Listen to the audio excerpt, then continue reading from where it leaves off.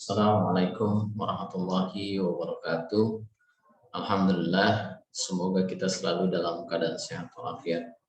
Di pertemuan kelima, ya kita akan coba melanjutkan diskusi kita tentang implementasi ERP. Di pertemuan sebelumnya, kita sudah juga ya membahas tentang ERP, implementasi ERP. Dan saya lihat ya dari tugas yang kemarin saya koreksi, pada umumnya semuanya sudah mulai memahami konsep ERP. Ya, ERP itu ya makna luas gitu kan, tergantung dari perusahaan. Ya, kalau sebuah perusahaan itu besar, otomatis penerapan implementasi dari enterprise system itu akan lebih luas. Ya, dibanding perusahaan-perusahaan yang memang masih dalam skala kecil. Nah, mohon izin ya untuk share screen ya.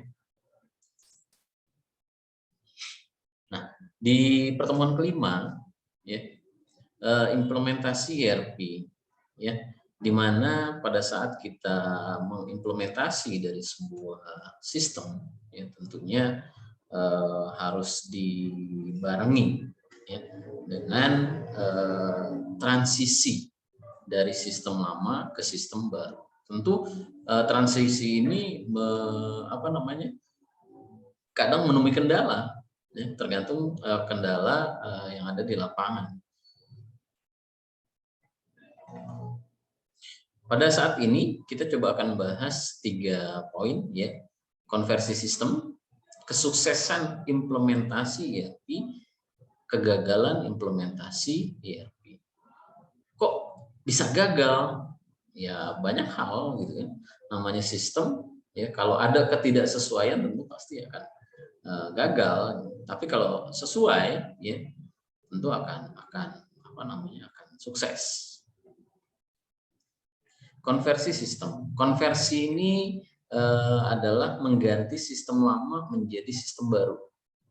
Di mana sistem baru tersebut harus lebih baik, harus lebih user friendly, dan cara kerjanya menjadi lebih efisien. Tentu pada saat kita mengusulkan menerapkan yang baru, otomatis harus lebih baik dari sistem yang lama.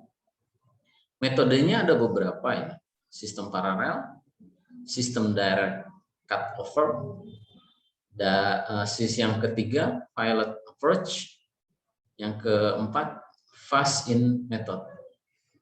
Nah, kita coba bahas ya satu persatu. Sistem paralel ya, yaitu mengoperasikan sistem baru dan sistem lama secara bersamaan, secara paralel. Ya mungkin satu server A, satu lagi server B, ya kita matchkan, ya kan. Kita coba, biasanya ini akan memberikan dampak secara langsung, ya kan. Oh, sistem yang lama begini, oh sistem yang baru seperti ini. Kelebihan sistem paralel memungkinkan pengecekan data pada sistem lama, menambahkan rasa aman bagi pengguna. Kenapa? Kalau kita biasa ya, kita kan kadang-kala kalau dengan sesuatu yang baru itu suka agak gagap gitu kan. Ya. Tapi ada juga hal yang kekurangannya. Pertama adalah masalah biaya. Biaya akan lebih besar. Penggunaan tenaga menjadi 2 kali untuk sistem lama dan sistem baru. Karena memang kerjaannya 2 kali. Tidak mudah membandingkan kualitas hasil output sistem yang baru terhadap sistem yang lama. Biasanya kalau hasil output itu kan cenderung custom ya, dibandingkan dengan proses. Ya kan, kecuali outputnya ada perubahan dari laporan, ada perubahan dari surat menyurat, ada perubahan dari tanda bayar dan lain sebagainya. Sistem baru langsung digunakan untuk menggantikan sistem lama, ya kan? Sistem baru langsung digunakan untuk menggantikan sistem lama pada saat periode yang sudah ditentukan. Sistem direct cut over. Ya. Sistem konversi ini dapat dilakukan apabila ada persyaratan. Pertama, telah dilakukan pengetesan sistem secara ekstensif. Yang kedua, adanya toleransi terhadap waktu tunggu. Yang ketiga, pengguna dipaksa harus menggunakan sistem baru. Kenapa pengguna dipaksa? Karena biasanya kita terlalu terlena dengan sistem yang lama. Gitu. Padahal kebutuhan ke depan memerlukan penerapan sistem yang baru. Sehingga dipaksa. Ya kan? Kita dipaksa. Jadi otomatis ke brandware, ya kita sebagai brandware, sebagai end user, dituntut untuk belajar gitu loh. Bagaimana transfer knowledge dari si pembuat sistem kepada kita selaku end user. Risiko pertama, delay. Yang lama berakibat banyak kesalahan. Pengguna menggunakan sistem yang belum dikenal. Pengguna tidak berkesempatan membandingkan antara sistem yang lama dengan sistem yang baru. Ya, kita kalau langsung cut over itu biasanya kita kaget gitu kan, kaget. Beda dengan sistem yang paralel. Nah, tentunya hal-hal sistem seperti apa yang nanti akan diterapkan tergantung dari manajemen. Ya, kalau manajemen menghendaki langsung cut over gitu, kita terapkan sistem yang baru gitu, ini nggak masalah gitu. Ya, tinggal kita selaku end user menyesuaikan. Sistem ketiga, sistem violent approach, ya, atau distribute approach. Sistem konversi ini dilakukan apabila terhadap beberapa lokasi atau site, misalnya pada bank, franchise, restoran, supermarket. Ya. Pengujian dilakukan pada satu site terpilih dan apabila memuaskan baru dikonversi kepada yang lain. Kelebihan dari sistem terdistribusi ini adalah pada saat kita melakukan uji coba bukan hanya di satu lokasi, tapi di beberapa lokasi. Entah di setiap kota, kalau bank mungkin akan di setiap kecamatan bahkan, atau di tingkat kota minimal. Ya. Atau kalau memang banknya besar, bahkan di tingkat kelurahan, ya, seperti BRI gitu ya, atau bank-bank pemerintah besar lainnya.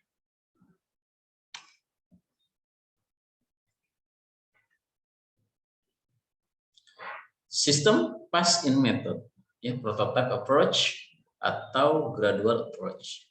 Strategi konversi ini menggabungkan dua jenis approach. Pertama, untuk mengurangi banyak risiko.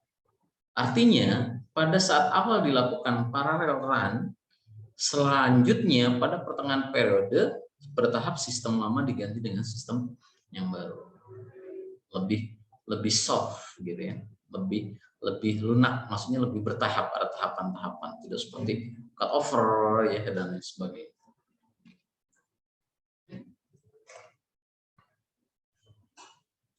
Keuntungan pengguna terlibat dalam konversi ini dalam proses dapat mendeteksi bila terjadi kesalahan sistem. Kelemahan, ya tentu waktu akan lebih panjang. Apabila sistem besar, strategi ini akan sulit dilakukan.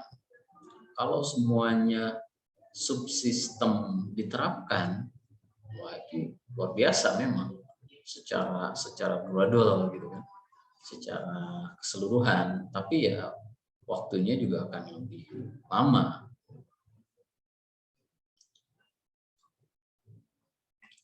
Kesuksesan, ya kan? Suksesnya implementasi ERP pertama dari user focus and technology focus, tata kelola dan alokasi sumber daya, dukungan vendor dan konsultan. Yang keempat, pelatihan. Nah ini penting nih, pelatihan.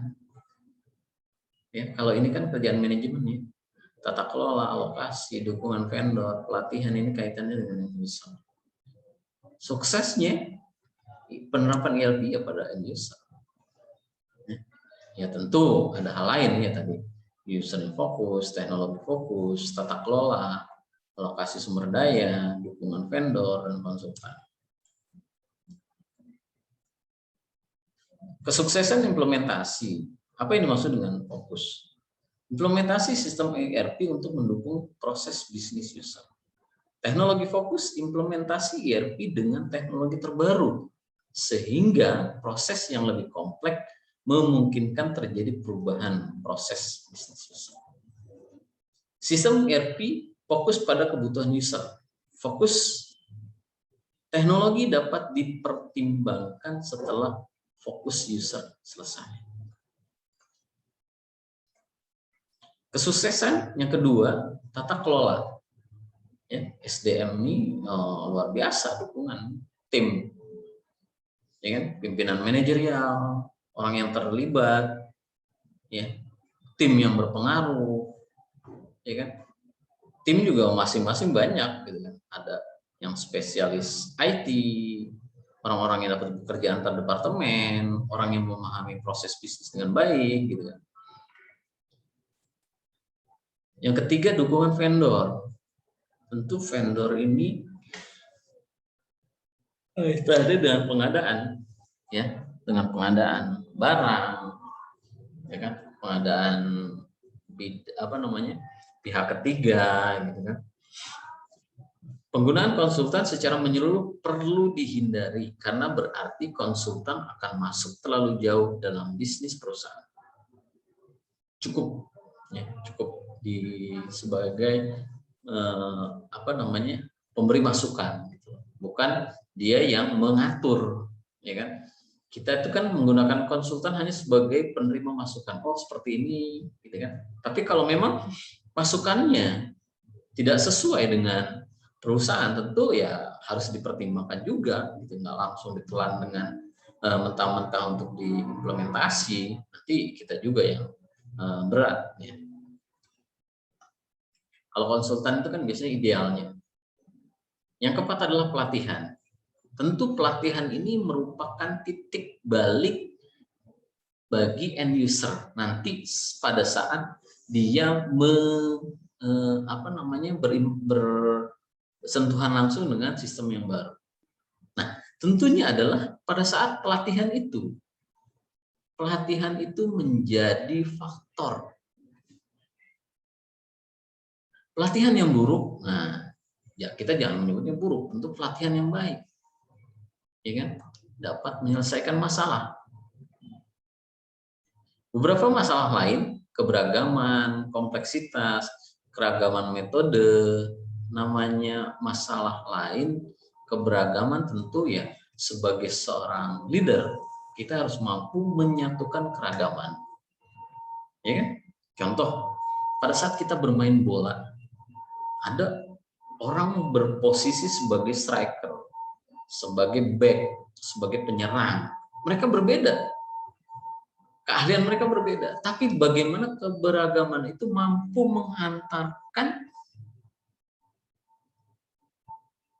mewujudkan visi dan misi dari organisasi, ya kan? Keberagaman, ya, entah metodenya, entah orangnya, entah sistemnya.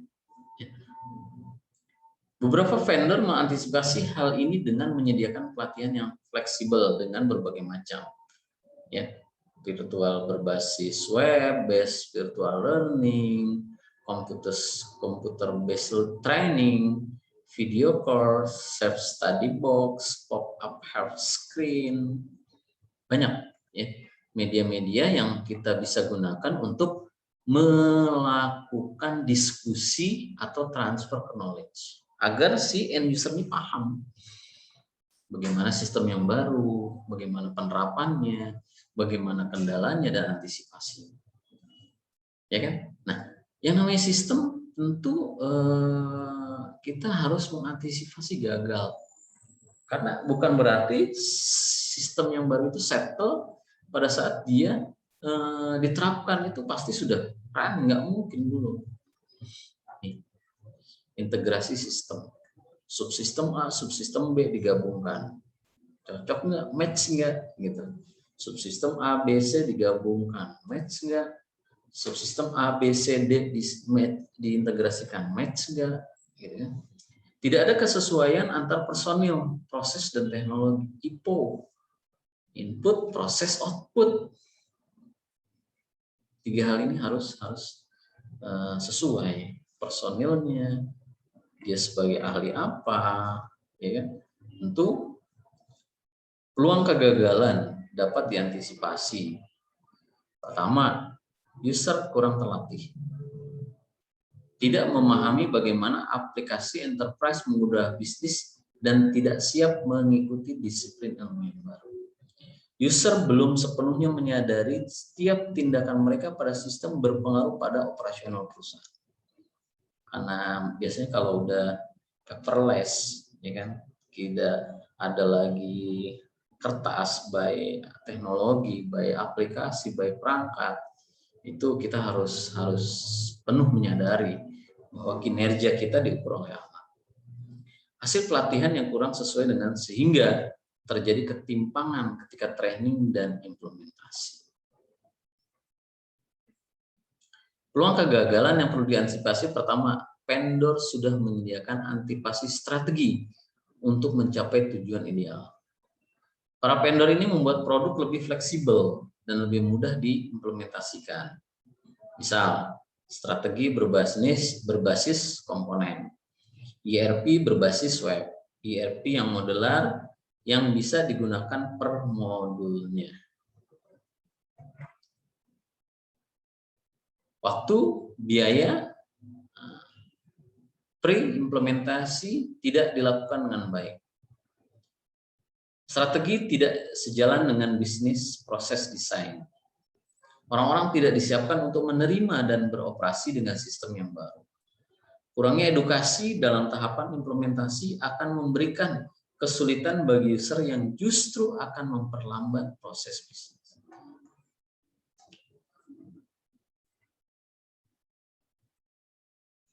Nah, hal-hal ini yang memang perlu kita antisipasi agar pada saat implementasi sistem ERP ini akan berjalan dengan baik, ya kan? Kenapa?